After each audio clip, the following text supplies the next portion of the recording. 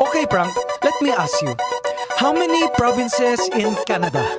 10? Okay, how many provinces in China? 23. How many provinces in the Philippines?